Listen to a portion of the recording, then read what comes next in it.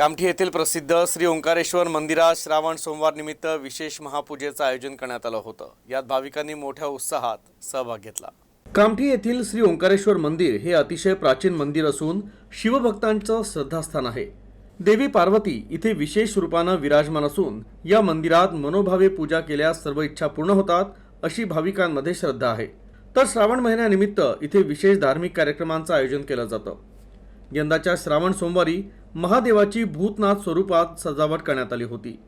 तर ढोल ताशांच्या गजरात महाआरतीनं वातावरण मंत्रमुग्ध झालं होतं।